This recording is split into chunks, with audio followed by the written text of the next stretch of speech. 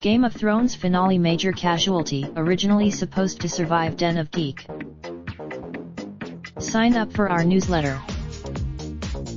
Warning: major spoilers for Game of Thrones Season 8 ahead.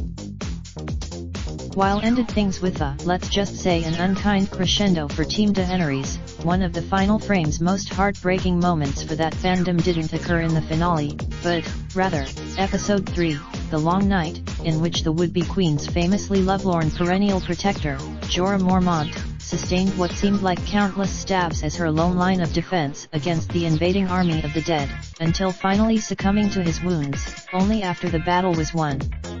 However, amongst the array of Game of Thrones post-mortem tidbits, series writer Dave Hill spoke, divulging that the original plan for Ser Jorah Mormont, played by Ian Glenn, not only called for him surviving the army of the dead's invasion of Winterfell, but lived to join the closing shot of the series itself alongside Jon Snow, Tormund Giantsbane, and the Wildlings.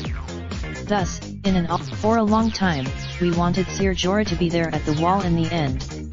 The three coming out, yet, given the events that took place after Jorah's demise, with Daenerys' dragon-driven fiery destruction of King's Landing, in which she spared neither surrendering soldiers nor even innocent citizens and fleeing children, Jorah died blissfully unaware that Daenerys' wheel-breaking modus operandi turned out to be genocide.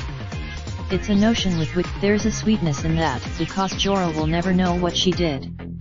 That's probably best. While we do know that, had Jorah lived, he would have ended up on the wall, we don't know how or why.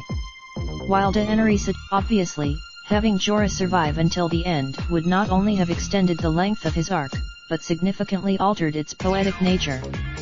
From the very beginning, indeed, flashing forward, Jorah's battlefield sacrifice for Dany, and her cause, was the ultimate redemption-seeking act to prove that he possessed the attributes of true loyalty and honor.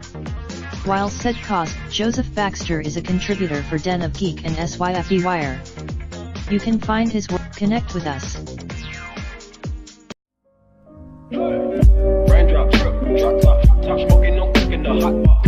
Fucking on your bitch, yeah, that. Looking up, open the park pot.